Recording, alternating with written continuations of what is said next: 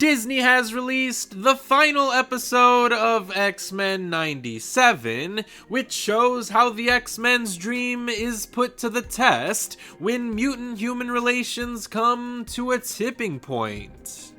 Now, it should come as no surprise to hear that this finale is filled with plenty of wild twists and turns, so if you don't want to have what happens in the finale to be spoiled for you, I suggest you stop watching this video now and go on to watch the episode instead. But picking up exactly where the penultimate episode left off, the finale begins with a battle between the Professor and Magneto, where Charles is forced to hijack Eric's mind in order to restore power around the world. It's a fascinating sequence that raises several moral and ethical questions, regardless of how noble the Professor's intentions were, since he essentially robs his own friend of his own free will. And the action itself basically breaks Magneto's psyche. And even though Magneto lives through this process, I can't imagine he's going to be too happy about it happening in the first place, especially given what goes on within the darkest recesses of his mind. So it'll be interesting to see how the relationship between Eric and Charles will change as they head into season 2 of the show. Still, I enjoyed getting to see how the Marvel world would look if it didn't have any power, as it allowed us to see plenty of more cool cameos. Doctor Strange is helping around the hospitals, King T'Chaka is discussing courses of actions with world leaders, Iron Man and Captain America are in a situation room with the President of the United States, and other characters get the chance to appear as well. I mean, I was under the impression that X-Men 97 was building up towards an Avengers vs. X-Men storyline, but with all of the cameos in the finale, I can't help but wonder if Marvel is actually teeing up a shared animated universe, which would be totally awesome, especially with how good the animation quality is here. Because I wasn't quite sold on the aesthetic of the show when it first premiered, but now I am fully on board with the animation in X-Men 97. The characters just move so fluidly, and they can be involved with sequences that could never have been achieved in the original animation style. The best scenes in X-Men 97 look nothing short of beautiful, breathtaking, and absolutely spectacular. So I would love to see how other Marvel characters could exist within this kind of animation. But these cameos are more than just fun little Easter eggs. They're a reminder of how the X-Men exist as part of a larger universe. They aren't the only heroes in this world, so seeing other Marvel heroes dealing with the Prime Sentinel threat makes the scope of their conflict feel all the more real and dire. And for how much time I've spent talking about Magneto, it's easy to forget that Bastion is actually the main villain of this season, but make no mistake, Bastion has an awesome role to play in this finale. Because though he does put up a good fight against the X-Men team, you can't help but feel some sympathy for him after he loses his battle. After all, Bastion is neither human nor mutant, meaning that he doesn't truly belong to any community. But that doesn't stop the X-Men from offering him a place in their family, even in spite of all of the shit that he has put them through. And that's why I fucking love the X-Men. They teach us to be inclusive. They teach us to turn the other cheek. They teach us to be better than our enemies. And they remind us that none choose to be born, thus why we must never begrudge them for being.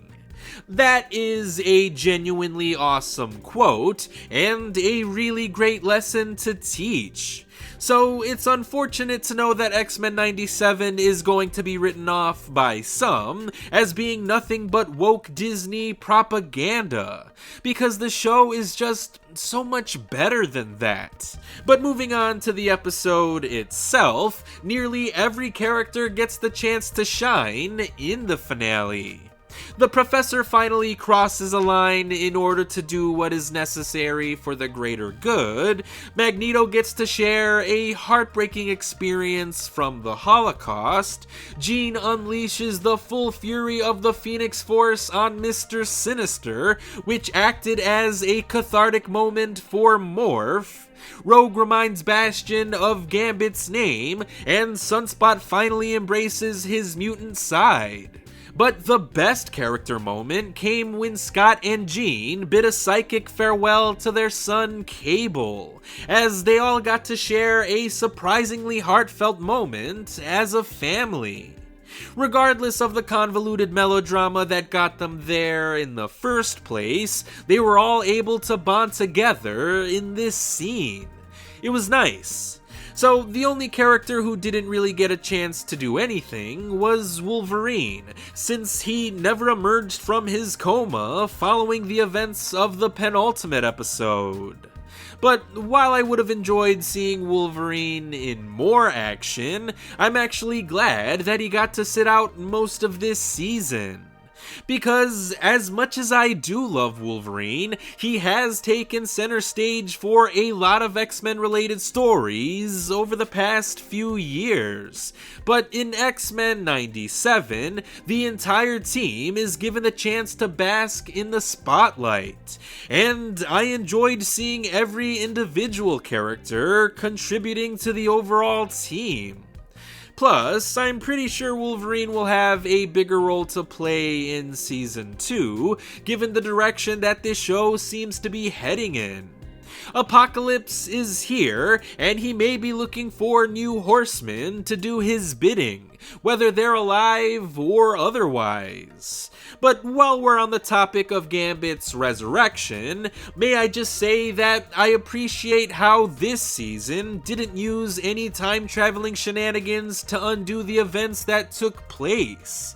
So the tragedies that occurred in this season were never undone, and they had a lasting impact on the characters. Which means that even if Gambit does return sometime in the future, the painful sting of Genosha will still remain with our heroes.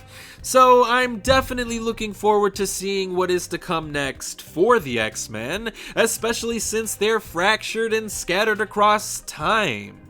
It'll just be sad having to wait for a new season, since I absolutely loved watching X-Men 97 each and every Wednesday morning. Wednesdays just won't feel the same without the show now. But I'm glad that Marvel was able to stick the landing with this series, because the Season 1 finale to X-Men 97 is thrilling and awesome as hell. The action is incredible, the scope of the story is massive, the smaller interpersonal character dynamics are all wonderful, the animation is beautiful, and the voice work is absolutely outstanding. This is a truly magnificent show that deserves to be seen by everyone. X-Men 97 is definitely the best Marvel-produced project since Avengers Endgame, but it also may be one of my favorite shows of all time now.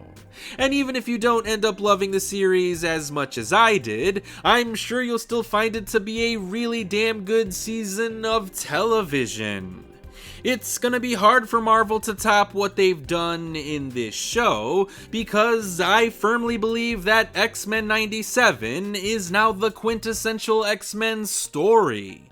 For better or worse, any X-Men project that gets released from here on out is going to be compared to this one. But by embracing everything that makes the X-Men great, X-Men 97 turned out to be great in and of itself. Hopefully future seasons will turn out to be just as good as this one, but even if they're not, I will always love the first season of X-Men 97 for being exactly what it is. But I'm still looking forward to seeing these characters returning. I just know that the wait for Season 2 is going to be a hard one. Because if you couldn't already tell with all of this gushing, I think X-Men 97 is a ridiculously good show, and I absolutely loved it. Meaning that X-Men 97 would definitely get a recommendation from me. And I appreciate anyone who stuck around to hear my full thoughts on this show. So as always, thanks for watching.